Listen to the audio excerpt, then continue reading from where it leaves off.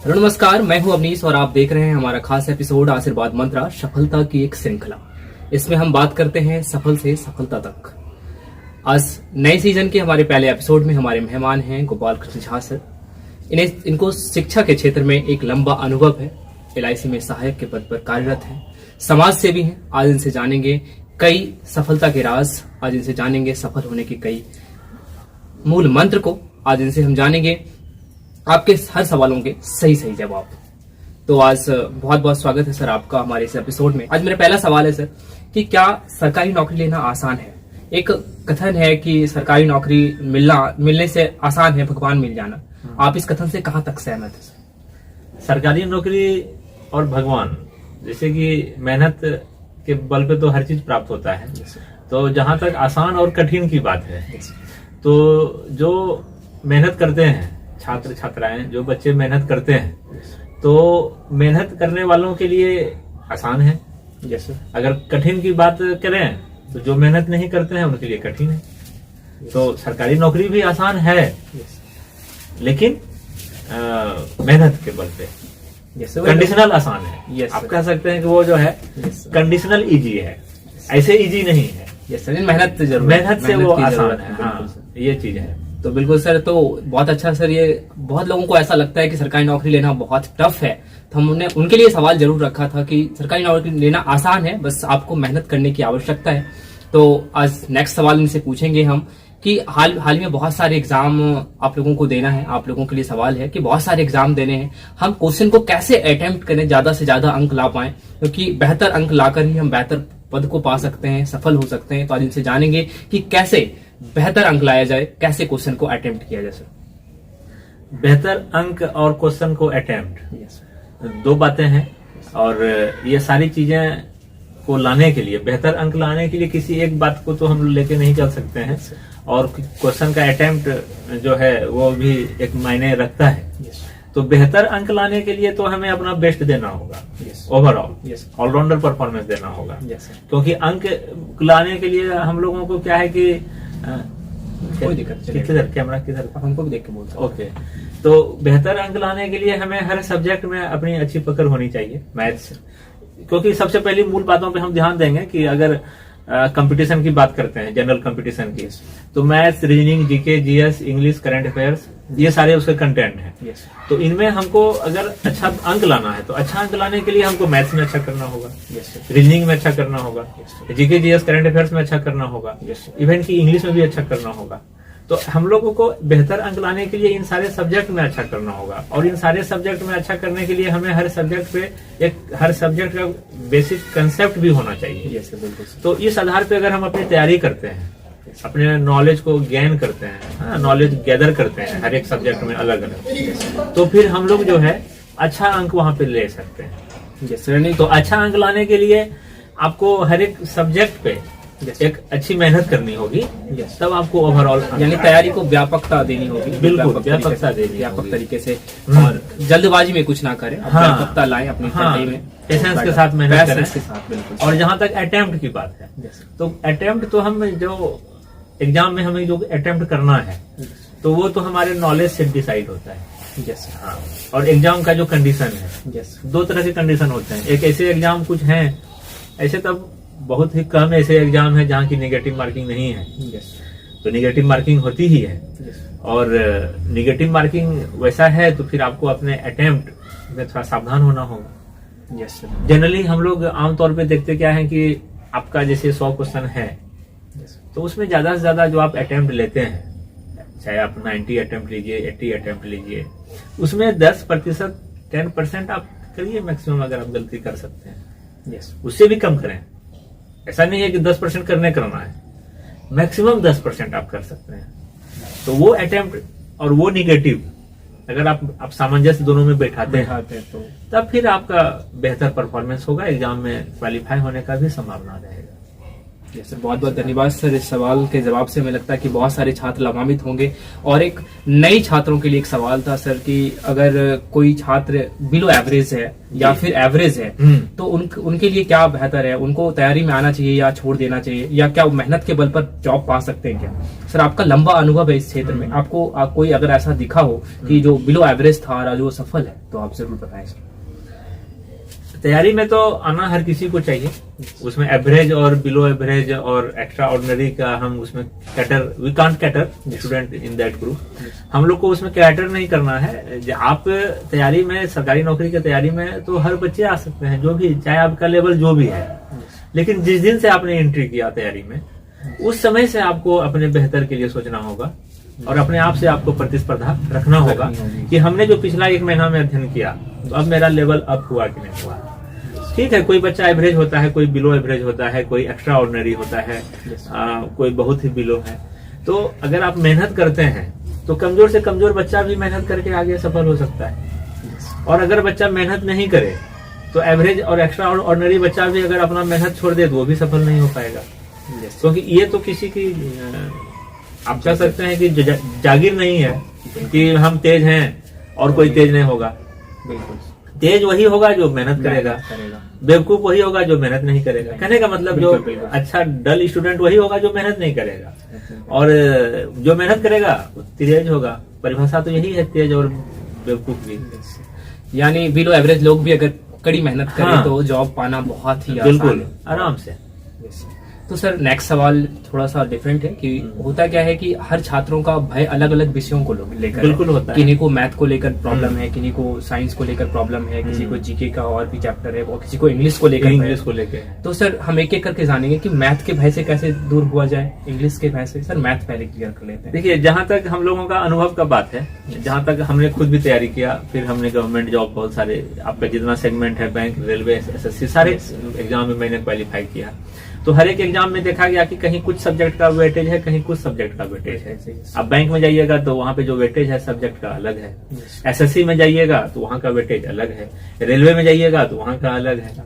तो लेकिन मैथ अगर आप लेते हैं तो हर एग्जाम में आपको मैथ्स पढ़ना है। तो मैथ्स के भय को दूर करने के लिए मुझे तो लगता है कि मैथ्स ज्यादा आसान है और सब सब्जेक्ट के तुलना में। सब्जेक्ट में लैंग्वेज की बात नहीं कर रहे हैं, क्योंकि इंग्लिश हिंदी तो लैंग्वेज में आ जाएगा। आपका जो मैथ्स है, तो मैथ्स में हम देखते हैं क्या है कि कंपटीशन में आपका 20-25 चैप्टर जो है। और अगर उस 20-25 चैप्टर को आप अच्छा से सीख लीजिए, बना लीजिए, उसका अभ्यास कर लीजिए, प्रैक्टिस कर लीजिए, तो फिर वो आपको आसान लगेंगे। तो भय की बात ही नहीं है। हाँ, एक बार में अगर आप किसी बुक को देखते हैं कि इतना मोटा बुक है, इसमें इतना मैथ्स होगा, तो वो आपको भारी लगेगा। लेकिन आप जैसे ही उसको वेरी फर्स्ट पेज से सीखना और उसका अभ्यास करना शुरू कर देते हैं, फिर आपके लिए आसान हो जाएगा। मान लीजिए सिंप्लीफिकेशन पहला चैप्टर है हमारे मैथ्स के बुक में, हम सिंप्लीफिकेशन से शुरू करते हैं। बोर्ड मास है, वहां से शुरू करते हैं, उसको सीखे। अच्छा, जिस चैप्टर को आप सीख लीजिएगा वो चैप्टर आपका आसान हो गया, वहां का भय खत्म। अगला चैप्टर सिंप्लीफिकेशन से, बोर्ड मास से फिर आप जो है स्क्वायर रूट में आइएगा। मैंने कहने का मतलब नंबर सिस्टम में जितने भी चैप्टर हैं, आप अगर वहां पे लीनियर इक्वेशन में आइएगा, फिर अलजेब्रा में आइएगा, तो जैसे जैसे चैप्टर आपके खत्म होते चले जाएंगे, उस पर अभ्यास आप करते रहेंगे, सीखते रहेंगे, तो आपका भय खत्म होते चला जाएगा। इसी तरह अरिथमेटिक में करना है, परसेंटेज है, प्रॉफिट लॉस है, टाइम एंड वर्क है, जो जो चैप्टर है, तो आप अगर उस पर मेहनत कर लेते हैं तो भय खत्म हो जाएगा। अगर मान लीजिए प्रॉफिट लॉस से हमको भय लग रहा है, प्रॉफिट लॉस का कंसेप्ट के साथ हमको सीख लेना है, अभ्यास कर लेना है, फिर लगातार प्रैक्टिस करते रहना है उस चैप्टर का। तो एक एक चैप्टर का जैसे हमको कमांड होते चला जाएगा, उसका भय हमारा खत्म होते चला जाएगा। तो भय की बात ही नहीं रहेगी वहाँ पे। पूरे मैथ को देकर भयभीत नहीं होनी, चैप्टर वाइज क्लियर कर लेना है, तो वो ज्यादा स्टेप बाय स्टेप हमें क्लियर करना है, हो जाएगा, तो आराम से हो जाएगा। हाँ, बिल्कुल सर। उसके बाद दूसरा जो सबसे बड़ा है वो इंग्लिश है। सो इंग्लिश से बहुत नंबर ऑफ परसेंटेज ऐसे हैं, खास करके हम लोग के बिहार के बच्चे जो हिंदी माध्यम से पढ़े होते हैं, हिंदी माध्यम से जो बोर्ड एग्जाम पास किए होते हैं, चाहे वो मैट्रिकुलेशन का हो या 12वीं का हो, तो उन लोगों के लिए एक जो है हरक्यूलस टास्क होता है इंग्लिश। इंग्लिश के लिए जो है क्या करें, बच्चे तो सबसे पहले परहेज करते हैं कि किस किस एग्जाम में इंग्लिश है, तो उस एग्जाम को ही छोड़ देना है। जो मेरा अनुभव है अभी तक जो हमने देखा कि बच्चे उस एग्जाम को छोड़ रहे हैं जिस एग्जाम में इंग्लिश आते हैं। यस बढ़िया बढ़िया पोस्ट, बढ़िया बढ़िया अपॉर्चुनिटी उससे छूट रहा है। बच्चा देख रहा है सेफ साइड अपना यस यस कि कहाँ पे इंग्लिश नहीं पूछा जा रहा है। रेलवे के एग्जाम में इंग्लिश नहीं पूछा जा रहा है, तो ठीक है रेलवे का फॉर्म भरेंगे। बिहार के एग्जाम में इंग्लिश नहीं पूछा जा रहा है, ठीक है, तो बच्चा रेलवे और बिहार को लेकर फोकस्ड हो गया। उधर बैंक स्टाफ सिलेक्शन जो सेंट्रल गवर्नमेंट की आती है, जो लार्ज अपॉर्चुनिटी होती है। अभी आप देखिए सीजीएल में 22,000 सीट नोटिफाइड है, आगे भी सीट बढ़ने की संभावना है, बात चल रही है। बिल्कुल तो 22,000 बहुत बड़ा अपॉर्चुनिटी है, और वो भी ग्रेजुएट लेवल एसएससी दिया हुआ है। तो अगर हम लोग इंग्लिश को छोड़ेंगे तो कितना बड़ा बड़ा अपॉर्चुनिटी छोड़ रहे हैं। लेवल 6, लेवल 7, लेवल 8 तक का जॉब हम उससे पा सकते हैं। और इंग्लिश क्या है ना, कोई जैसा अभी चर्चा मैंने भी किया थोड़ी देर पहले कि वो भाषा है, वो सब्जेक्ट नहीं है। तो जैसे हम हिंदी बोलते हैं, हिंदी पढ़ते हैं, हिंदी समझते हैं, हिंदी लिखते हैं, तो इनमें से हमने क्या एक्स्ट्रा मेहनत किया ये हिंदी को समझने के लिए, पढ़ने के लिए, बोलने के लिए, लिखने के लिए? हमने एक्स्ट्रा मेहनत क्या किया? हम लोग रेगुलर उसको बोल रहे होते हैं, नेचुरल है, नेचुरल नेचुरल हम लोग वो उसी चीज को सुन रहे हैं। वो तो भाषा वही है, इंग्लिश भी वही है, कुछ शब्दार्थ हैं, कुछ वोकेबलरी है। अगर 1500 वोकेबलरी मुझे याद है, 1000 वोकेबलरी याद कर लेते हैं, तो इंग्लिश के बहुत सारे वाक्यों को हम समझ लेंगे। और स्टेप बाय स्टेप उसको भी करना है। इंग्लिश को अच्छा करने के लिए कुछ मत करिए, आप इंग्लिश पढ़ना शुरू करिए। उसके वर्ड मीनिंग समझ में नहीं आएंगे तो वर्ड मीनिंग को लिख करके याद कर लीजिए। उसके तरह थोड़ा लिखना शुरू कर दीजिए, जो आप हिंदी में सोच रहे हैं थोड़ा इंग्लिश लिखना शुरू कर दीजिए। तो उस भाषा से आप अपना जो है एक्वेंटेंस बढ़ा लीजिए, उस भाषा से मित्रता कर लीजिए। भाषा से मित्रता कर, हाँ, तो आपका लगेगा कि इंग्लिश भी तो कोई बड़ा बात नहीं है, कोई हरकुलस टास्क नहीं है ये।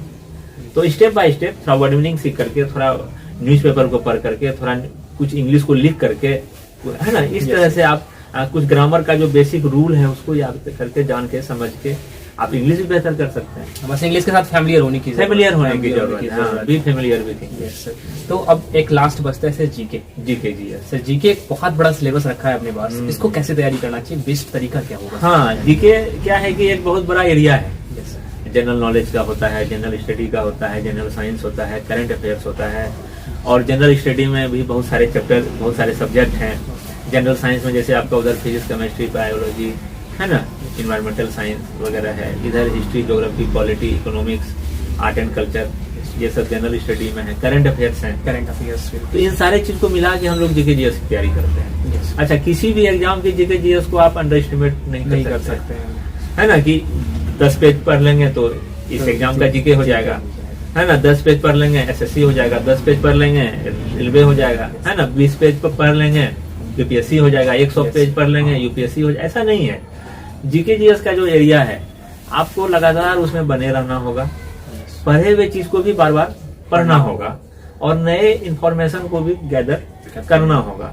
तो जीके जीएस में सबसे बढ़िया चीज क्या है, अगर आप बढ़िया उसमें करना चाहते हैं, एक रणनीति बना करके चैप्टर वाइज, टॉपिक वाइज अध्ययन शुरू करिए, सेल्फ स्टडी। आप जैसे जहाँ क्लास कर रहे हैं, जो क्लासेस में आ रहे हैं, जा रहे हैं, ठीक है, वहां भी आप करिए। सेल्फ स्टडी का भी आपका स्ट्रेटेजी होना चाहिए। जैसे आज हम लोग हिस्ट्री पढ़ने का बात करते हैं कि ठीक है हिस्ट्री पढ़े, तो हिस्ट्री में जो हम लोग पढ़े, एंशिएंट हिस्ट्री पढ़े, मेडिएवल पढ़े, मॉडर्न पढ़े, ठीक है। मान लीजिए मॉडर्न, एक एग्जांपल हम बताते हैं, बाकी पढ़ना तो सारा चीज है। मान लीजिए मॉडर्न में ही आते हैं, हमको उसमें जो है नॉन कॉपरेशन मूवमेंट के बारे में पढ़ना है, तो ठीक है। 1920 की जो असहयोग आंदोलन है उसके बारे में हमको जानना है। 1930 की जो सिविल डिसोबीडियंस मूवमेंट है, सविनय अवज्ञा आंदोलन है, उसके बारे में जानना है। तो हम पहले उस टॉपिक को अच्छे से पढ़ लेंगे कि असहयोग आंदोलन के पहले की जो परिस्थिति थी क्या थी, बाद की परिस्थिति क्या हुई, आंदोलन के दौरान क्या हुआ, उसको अगर एक बार अच्छा से अध्ययन कर लेंगे, बाकी उससे जो संबंधित प्रश्न उत्तर होंगे उसका हल करना मेरे लिए आसान हो जाएगा। जो हमें उसमें मुश्किल बातें लगेगी उसको हम अपने नोटबुक में बना लेंगे। उसी तरह सिविल डिसोबीडियंस में, हाँ, उसी तरह फिजिक्स में, उसी तरह केमिस्ट्री में, हर एक चैप्टर वाइज हम लोग जब अध्ययन करेंगे, और जो मुश्किल वाली बातें होगी, मुश्किल वाले जो प्रश्न होंगे, उसको हम लोग नोटबुक में लिखते चले जाएं और उसको फिर रिवीजन करते चले जाएं। क्योंकि अगर आप जो मुश्किल चीजें हैं, जो आपको हमेशा याद नहीं रहती है, बहुत ऐसी चीजें हैं जो कि इजी याद है, बहुत ऐसी चीजें हैं जो कि याद करने से भी याद नहीं रह रहा है, तो उसके लिए आप एक नोटबुक बनाइए, उसमें महत्वपूर्ण बातों को लिखिए जहां आप फंसते हैं, जहां आपको दिक्कत है, और उसको कम समय में आप फिर रिवाइज कर सकते हैं।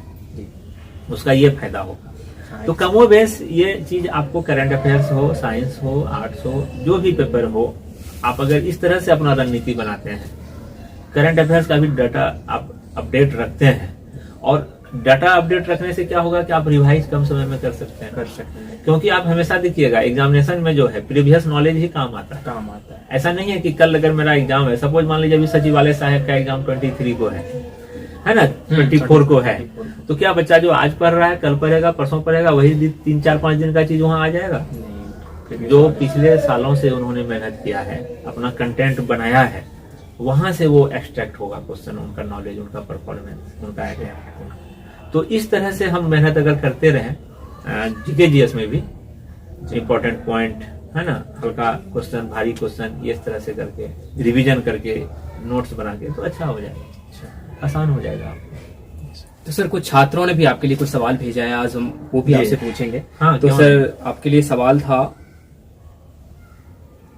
सर चंदन यदुवंशी जी ने लिखा है कि जैसे सर हम पढ़ाई कर रहे हैं और प्रतिदिन 8-10 घंटे पढ़ाई करने के बाद भी हमें लगता है कि सही से पढ़ाई नहीं हो पाई, क्या इतने से सफलता मिल पाएगी? मतलब एक मन में डर सा लगा रहता है, तो ऐसा कुछ ना हो, इसके लिए कोई उपाय सर?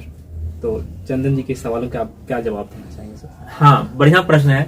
और देखिए, जहां तक तैयारी कर रहे हैं, मेहनत कर रहे हैं, 8-10 घंटे आप पढ़ रहे हैं, तो उसमें क्या है कि आप ये सकारात्मक रहिए कि आपके होंगे 10 घंटे का लगातार मेहनत अगर आप करते हैं, तो आप छोटे से छोटे और बड़े से बड़े एग्जाम को क्वालिफाई कर सकते हैं। बिल्कुल, क्योंकि 10 घंटा का जो सेल्फ स्टडी है, रेगुलर स्टडी है, जो रोज का, कम नहीं होता है।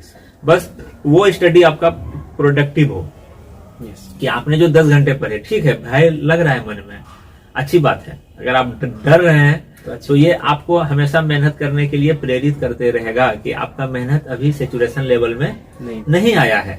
और ये आपको जिस दिन लग जाएगा कि अब तो मेरा सेचुरेशन लेवल हो गया, अब तो मेरी नौकरी हो जाएगी, तो आप उस दिन मेहनत करना कम कर देंगे। आपके मन से अगर ये भय निकल जाएगा, तो भय वो रखिए, उसका सकारात्मक प्रभाव है उस भय का। लेकिन जो आप 10 घंटा लगातार मेहनत कर रहे हैं, बहुत अच्छा मेहनत है, और उस 10 घंटे में आप सफल होंगे, एक से एक नौकरी निकाल लेंगे, लेकिन वो प्रोडक्टिव हो।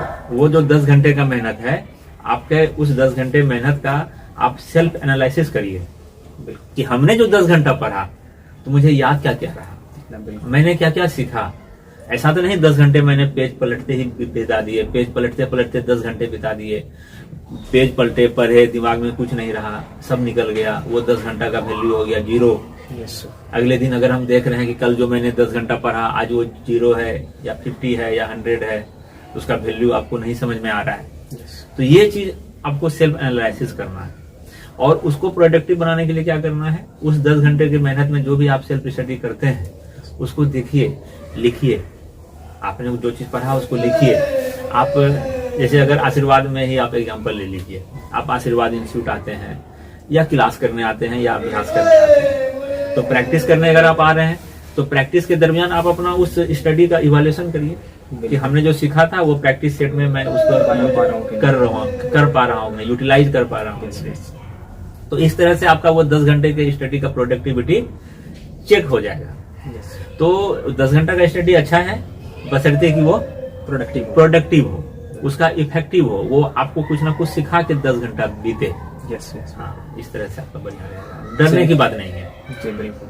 तो प्रोडक्टिव नॉलेज जरूरी है, प्रोडक्टिव स्टडी जरूरी है। हम नेक्स्ट सवाल को देखेंगे। आसान्वित रहें, बिल्कुल मेहनत करके आसान्वित रहें, होगा। तो नेक्स्ट सवाल है, खुशवंत कुमार सिंह ने लिखा है कि आशीर्वाद परिवार के ब्रांच को छोटे शहरों में भी खोला जाना चाहिए, ताकि ग्रामीण क्षेत्रों के छात्रों को अधिक से अधिक लाभ हो सके। इस पर क्या सर? हाँ बिल्कुल, छोटे शहर के बच्चों के पास भी इसकी पहुंच होनी चाहिए। आशीर्वाद के जो काम है, आशीर्वाद शिक्षण संस्थान के जो वर्क हैं, जो हम लोग नौकरी की तैयारी के लिए, सरकारी नौकरी की तैयारी के लिए काम कराते हैं, अभ्यास कराते हैं, क्लास के थ्रू, टेस्ट के थ्रू, जो भी चीज हम लोग प्रोवाइड करते हैं, तो हम लोगों को कोई आपत्ति नहीं होती है। अगर छोटे शहर, जैसे आप मान लीजिए कि हम लोग तो प्रखंड स्तर पे भी जाके काम किए हैं। जैसे अभी जगदीशपुर का एग्जाम्पल लीजिए, जगदीशपुर जो भागलपुर से 20 किलोमीटर दूर पे है, तो वहाँ पे आशीर्वाद का ब्रांच चल रहा है, बच्चे वहाँ आ रहे हैं, अभ्यास कर रहे हैं, अपने क्लास में आ रहे हैं, वहाँ से लाभान्वित हो रहे हैं।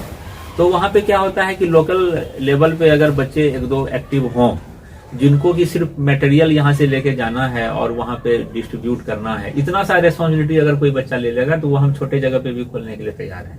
Yes. मुझे कोई आपत्ति नहीं है कि हम छोटे जगह पे नहीं खोलना चाह रहे हैं। हम ये सुविधा वहाँ प्रोवाइड कर सकते हैं। बहुत बहुत धन्यवाद। वहाँ के लोगों को आना होगा आगे, यस यस। आके हमसे मिलना होगा, बात करनी होगी। नेक्स्ट सवाल है सर, संध्या भारती लिखती हैं कि एसएससी जीडी का तैयारी कैसे किया जाए, कोई स्पेशल चीज बताएं। बिल्कुल, एसएससी जीडी की जहां तक तैयारी की बात है तो आपको पाठ्यक्रम ध्यान में होनी चाहिए। 80 क्वेश्चन आते हैं एसएससी जीडी में, 20-20 क्वेश्चन हर एक सेक्शन से, मैथ से 20, रीजनिंग से 20, जीके जीएस से 20, हिंदी या इंग्लिश भाषा के तौर पे देखें तो आप जो ले लीजिए।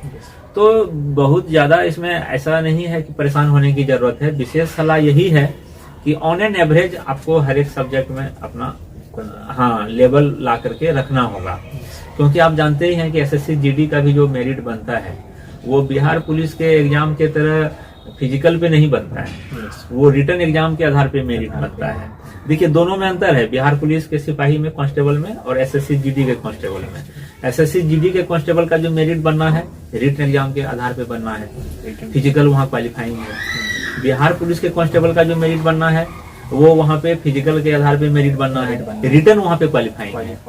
तो दो बातें हैं दोनों में, इसलिए एसएससी जीडी में आपको अपने सब्जेक्ट मैटर पे भी अच्छे से फोकस करना होगा, और जो सब्जेक्ट से संबंधित मैंने समस्या का समाधान बताया उसको फॉलो करके आप कर लीजिए। एसएससी जीडी बहुत आराम से हो जाएगा, कोई बड़ी बात नहीं। सर बहुत बहुत धन्यवाद सर। नेक्स्ट सवाल है आपका हिमांशु यदुवंशी जी का, और एक अच्छा सवाल है कि बिहार दरोगा में कड़ी मेहनत के बावजूद लगातार 2 बार अंतिम मेरा सूची में बाहर हूँ। जिंदगी निराशा, हताश और घोर अंधेरे में है। जो पढ़ता हूँ उस पर भरोसा नहीं होता है कि ये मुझे सफलता दिलाने के लिए पर्याप्त है या नहीं। सर क्या करें, खुद की मेहनत पर यकीन आ सके, खोया आत्मविश्वास वापस आ सके और उम्मीद की नई किरण ला सके। बिल्कुल सही बात है। मेहनत करने वाले बच्चे अगर अंतिम सूची में अपनी नाम दर्ज नहीं करा पाते हैं तो निराशा तो होती है। जैसे 2 बार इन्होंने क्वालिफाई किया फिर भी मेरिट लिस्ट में नाम नहीं आया, और मेहनत कर रहे हैं तो इनको लग रहा है कि पता नहीं मेरा मेहनत सार्थक होगा कि नहीं होगा। तो देखिए निराशा आनी तो स्वाभाविक है, मनुष्य का स्वभाव है। कोई भी मेहनत करेगा और सफल नहीं होगा तो उसको निराशा लगेगी, लेकिन निराशा के ऊपर ही छोड़ देने का नहीं है, लगातार चलते रहने का नाम ही जीवन है। और जहाँ तक आपकी जो तैयारी है, आपकी जो पढ़ाई है, जैसे हिमांशु जी बताए ना, तो हिमांशु जी का जो तैयारी है, जो मेहनत है, तो वो पीटी में क्वालिफाई कर रहे हैं, मेंस में क्वालिफाई कर रहे हैं। तो ये तो खुद वो इसका अपना सिंबल दे रहे हैं कि you are in right direction. आपकी पीटी में रिजल्ट आ रही है, 1 लाख बच्चे एग्जाम दिए, 5 लाख बच्चे एग्जाम दिए, 10 लाख बच्चे एग्जाम दिए, लेकिन सब तो पीटी में क्वालिफाई नहीं करते हैं। वहां भी एलिमिनेशन हो गया, बहुत बच्चे एलिमिनेट हो गए, सेलेक्टेड बच्चे रहे, उसमें आपका नाम था। अगर आपके पास लेवल नहीं है, अगर आपका पढ़ा हुआ आपको सपोर्ट नहीं कर रहा है तो आप वहां क्वालिफाई कैसे कर रहे हैं? आपने जो पढ़ा, जो कंटेंट आपके अंदर है, जो नॉलेज आपको है, वो नॉलेज आपको सपोर्ट कर रहा है, इसीलिए आप पीटी क्वालिफाई। वही नॉलेज फिर आपको सपोर्ट किया जो कि आप मेंस में क्वालिफाई किए। तो अगर आपका क्वालिफाई होना जारी है, ठीक है, मेरिट लिस्ट में नहीं आना एक डिफरेंट बात है, उसको हम अब आते हैं, उस पर भी चर्चा करेंगे। लेकिन आप अगर पीटी में क्वालिफाई कर रहे हैं, मेंस में क्वालिफाई कर रहे हैं, it means you are in right direction and you have something different from others, those students not qualified in that particular examination. तो आपको पास उन बच्चे जो डिस्क्वालीफाई हुए और सफल हुए उनसे कुछ अलग है, कुछ ज्यादा कंटेंट है, जिससे कि आप इस स्टेज पे आ रहे हैं। अब मेरिट नहीं बन पा रहा है, यहीं पे आपको धैर्य रखने की जरूरत है। सरकारी नौकरी क्या है कि आपको 2 चीज के साथ चलता है, एक तो आपकी मेहनत, ज्ञान, नॉलेज होना चाहिए, अच्छी अभ्यास होनी चाहिए, और दूसरा अच्छे समय का थोड़ा इंतजार भी करना पड़ता है। बहुत बार ऐसा होता है कि आपकी तैयारी बहुत अच्छी है लेकिन आपका जो है समय आपको सपोर्ट नहीं किया, भाग्य के भरोसे आप अगर कहीं पे हैं, ऐसे तो मेहनत के बल पे सबको आना ही है, भाग्य को भी एक दिन मेहनत के साथ आना है। If you are doing right direction work, अगर आप सही दिशा में कर रहे हैं, luck has to come with you, भाग्य को आपके साथ आना होगा। अगर आप अपने आप से बहुत अच्छा दे रहे पा रहे हैं, अपने अंदर का 100% डेडिकेशन के साथ आप दे रहे हैं, तो आपको भाग्य को भी एक दिन आपको सपोर्ट करना पड़ेगा। अगर आपको ऐसा लग रहा है कि भाग्य उसके कारण नहीं हो रहा है, तो luck has to come with you. आप अपना मेहनत जारी रखिए और आप देखिएगा कि आपकी जो तपस्या है, मेहनत है, एक दिन साकार होना ही होना है, बस छोड़ना नहीं है। हाँ, नहीं तो बहुत बार क्या होता है, बच्चे यहाँ तक आके छोड़ देते हैं, होपलेस हो जाते हैं, है ना। कहते हैं ना, तैरने वाले किनारे में ही डूबते हैं। तो क्योंकि बीच धार को वो पार कर लेते हैं, अंतिम समय में वो धैर्य को छोड़ते हैं जिससे वो डूबते हैं। तो अभी आपकी जो नॉलेज गेन करने की है वो तो आपने बहुत अच्छे से उसको प्राप्त कर लिया है, थोड़ा सा धैर्य की भी जरूरत है। धैर्य रखिए, सकारात्मक रहिए, आपका जो मेहनत है बिल्कुल साकार होगा। यस सर, आपको मेहनत यानी बहुत सार्थक है, बस थोड़ी सी धैर्य की आवश्यकता है। बाकी आपकी सफलता आपके इंतजार में है, जल्द ही आप सफल होंगे, शुभकामनाएं हैं। नेक्स्ट अगला सवाल है, राहुल मेहता लिखते हैं कि पूछना ये था सर कि कोई भी एक चीज की तैयारी हम क्यों नहीं करते, बार बार अलग अलग वैकेंसी आने पर हम लोग अलग अलग क्यों हो जाते हैं। सर इनका 3 सवाल है कि सभी विषयों को ध्यानपूर्वक पढ़ना चाहिए या कुछ विषयों को ध्यानपूर्वक पढ़ना चाहिए, और तीसरा है कि सही दिशा में अध्ययन कर रहे हैं ये हमें कैसे पता चलेगा। तो सही बात है। सबसे पहले दिन की वैकेंसी वाली जो बात है कि हम क्यों ना एक ही एग्जाम की तैयारी करें, क्यों हम बार बार भटकते हैं। तो देखिए, इसमें आप जो अपना लक्ष्य रखे हैं इस पे डिपेंड करता है। बहुत बच्चे जो होते हैं, अगर आप जनरल कंपटीशन की तैयारी कर रहे हैं, जो आपको है एसएससी का, रेलवे का, तो सिलेबस तो कम बेस एक है। रेलवे और एसएससी में अंतर क्या है? आपको इंग्लिश एक जगह पढ़नी है, एक जगह नहीं पढ़नी है।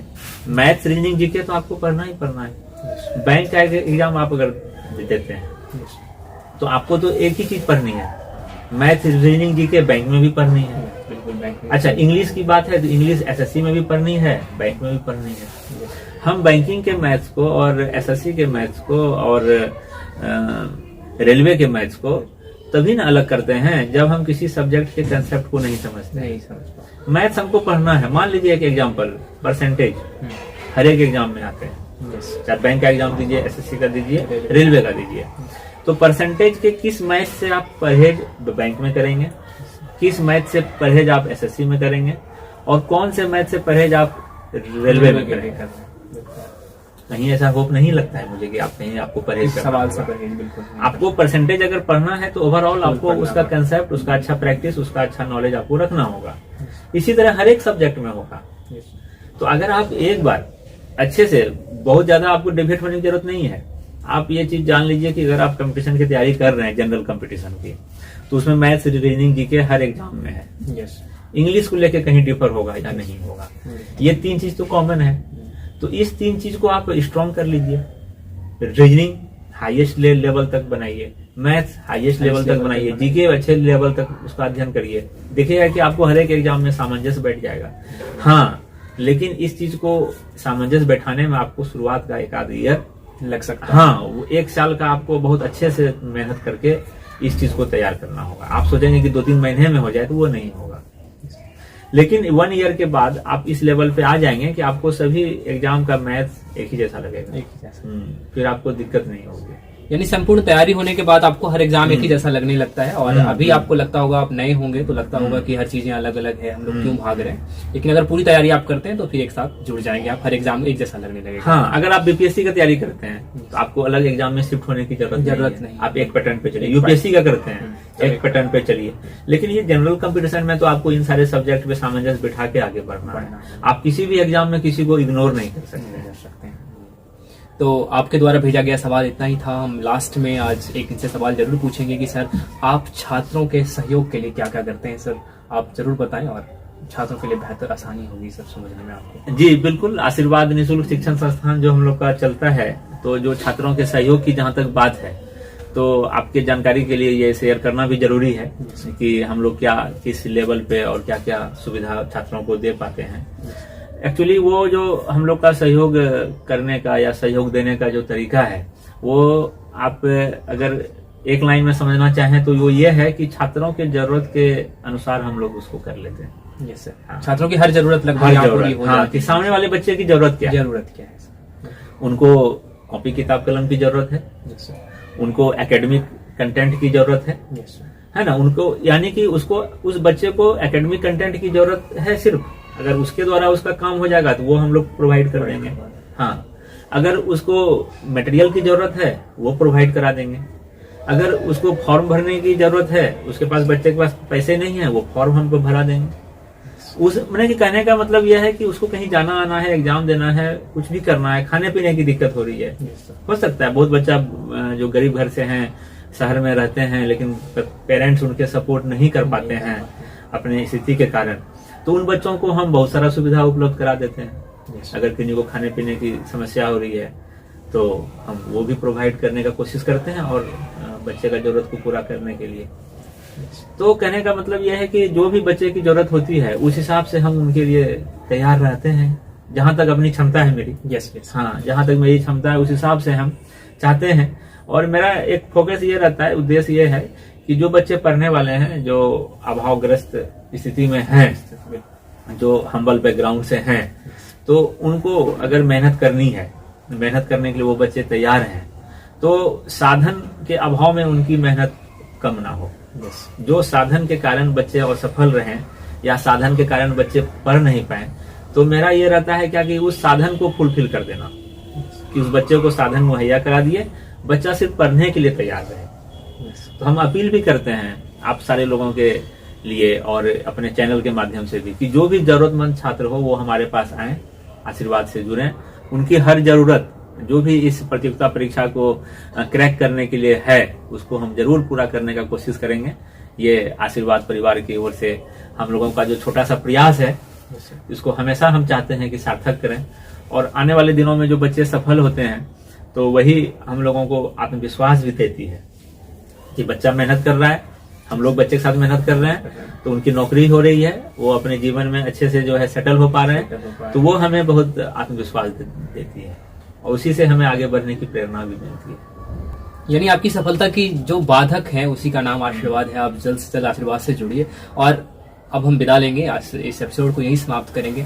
आगे हम साप्ताहिक तौर पर इस प्रोग्राम को लाने का प्रयास करेंगे। ये प्रोग्राम पसंद आता है तो लाइक करें, हमारे चैनल को सब्सक्राइब करें, अधिक से अधिक लोगों के साथ साझा करें। बहुत बहुत धन्यवाद सर, हमारे साथ अपनी जानकारियों को साझा करने के लिए। और हमें लगता है कि आपकी इस जानकारी से अधिक छात्र लाभान्वित होंगे। जी बिल्कुल, हम भी ऐसा ही उम्मीद करते हैं। और तमाम छात्रों को आगामी जो परीक्षा अभी सचिवालय सहायक की बिहार एसएससी की होने जा रही है 23 और 24 दिसंबर को, उसके लिए बहुत बहुत हार्दिक शुभकामना है। सकारात्मक रूप से आप एग्जाम में भाग लें और अपने प्रयास को सफलीभूत करें। धन्यवाद, थैंक यू।